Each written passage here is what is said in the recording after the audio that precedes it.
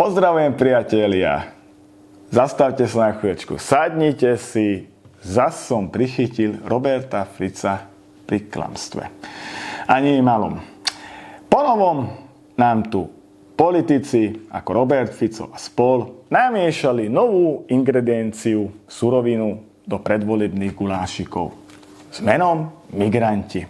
Áno, budem hovoriť o migrantoch a hlavne o Robertovi Ficovi. Ako nás klame v týchto dňoch, nás všetkých.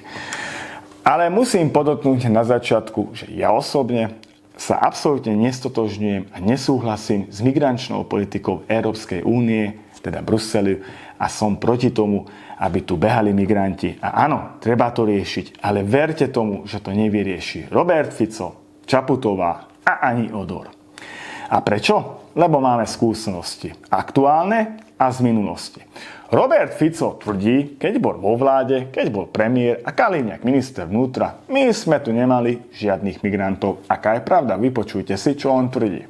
Keď my sme boli vo vláde, my sme strážili celú zelenú hranicu a nepustili sme žiadneho nelegálneho migranta na územie Slovenska.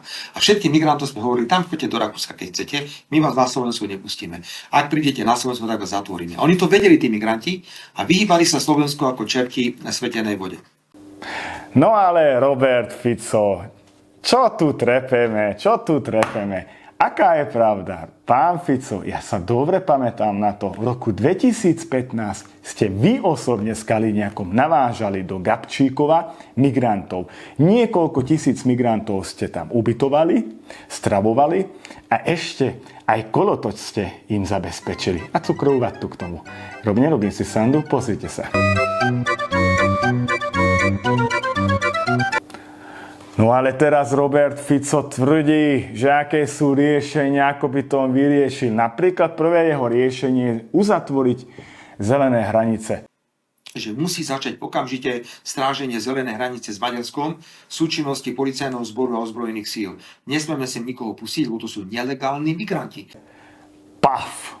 Zelené hranice, Robert Fico. 654 km hraníc uzavrieť. Rozumiem, že ten problém tu je, ale že ako ho riešiť? No viete, opakujem ešte raz, základom bolo, počas našej vlády sme chránili hranice, nikoho sme sem nepustili. Vám asi šibe. Vy dobre viete, že je to nemožné, lebo jedinú vec, ktorú ste tedy spravili v roku 2015, ako ste riešili tých migrantov, to je tak, že ste ich ubytovali, spravili ste zákon k tomu, aby tu mohli mať pobyt, teda aby ste to doslova dopisne uzákonili, a Robert Kaliňák kúpil plot. Áno, plot. Zelený plot. Mobilný plot. Pár 100 metrov za 1 000 000 eur. A že vraj s tým ochránime 654 km hraníc. No nerobte si srandičku. To urobiť bude. Ak nastúpime do vlády my, okamžite treba vyriešiť tých, čo sú na území Slovenska, povyhosťovať to, poslať to preč. A čo je, pokiaľ ide o hranicu, dať tam také isté opatrenia, ako sme my robili, keď sme boli vo vláde. Nepamätáte sa na ten plot, ten rozťahovací a ďalšie opatrenia, ktoré sme robili? Oni sa fakt báli. Oni keď videli slovenskú hranicu, vedeli, Ježiš, tam nejdeme. A rovno išli preč. Ale ako chcete skutočne ochrániť 654 km? A ako sa sem tí migranti dostali? Aj na to mám odpoveď.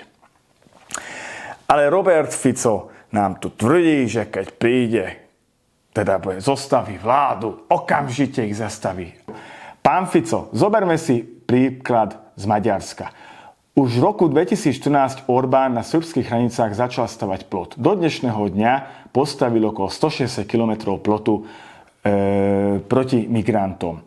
Vyšlo ho to zhruba okolo miliardy eur, čo nie je malá suma, a pracuje na tom okolo 3000 silových zložiek vojakov a policajtov. Pán Fico, ak by ste vtedy vy osobne začali stavať plot, tak by ste to stavali, ale ste to nezačali, pripomínam, tak by sme tu ako 20-30 rokov stavili. Tak, ako ste slúbili diaľnicu z Bratislavy do Košíc, tak by sme dopadli. Jedine, čo ste kúpili, to je mobilný plot. A pripomínam vám, pozrite sa na to. Nepamätáte sa na ten plot, ten rozťahovací? Dámy a páni, nemôžeme si zvyknúť a hlavne nemôžeme mať krátku pamäť na týchto politikov. Robert Fico súvisle klame a ukazuje sa, aj tedy bol ako doslova a do písmena, ako diktátor. Veď si zoberte, že vtedy v roku 2015 z Gabčíkova sa vypísal referendum proti migrantov. Ešte aj Kotleba prišiel protestovať do Gabčíkova a Robert Kaliňák s Robert Ficom ich ani nepustili do mesta. Polícia uzavrela cestu medzi Gabčíkovom a Vrakuňom. Cestu totiž zablokovala skupina sympatizantov a členov extrémistickej ľudovej strany Naše Slovensko spolu s jej lídrom Marianom Kotlebom. Posadili sa na cestu potom, ako ich polícia nevpustila do Gabčíkova. Áno, to je skutočná pravda.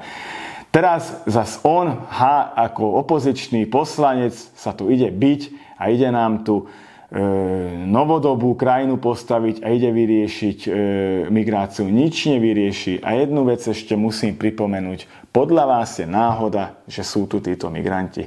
No to náhoda nie je. A ako sa sem dostali? Ja vám to poviem. Jediná cesta, odkiaľ sem môžu prísť, cez Maďarsko. A keď je to tam oplotené, tak ich sem musí niekto púšťať. Áno. Viete, v politike náhody nie sú. A v tomto prípade viacero znakov tu hovorí o tom, že pravdepodobne je tu predvolebný gulášik schválne pripravený s migrantami. A áno, treba to riešiť, treba to nejako vyriešiť, ale povedzme si, kto tu naozaj má riešenie, ako ochránime 650 km zelenej hranice a ako to vyriešime nejako. My tu na Slovensku to nedokážeme. Musí to vyriešiť Brusel, Európska únia. Proste Schengen uzatvoriť a migranti bez dokladu, aby sem absolútne nemali šancu ani sa dostať. A to sa už nedieje od roku 2014. Sme bohužiaľ odkázaní na Brusel, ale verte tomu, že Robert Fico to nevyrieši. Pozdravujem, pekný deň a pozerajte. Keď my sme boli vo vláde, my sme strážili celú zelenú hranicu a nepustili sme žiadneho nelegálneho migranta na územie Slovenska. A všetkým migrantom sme hovorili, tam choďte do Rakúska, keď chcete, my vás na Slovensku nepustíme. Ak prídete na Slovensku, tak vás zatvoríme. Oni to vedeli, tí migranti, a vyhýbali sa Slovensku ako čerti na svetenej vode.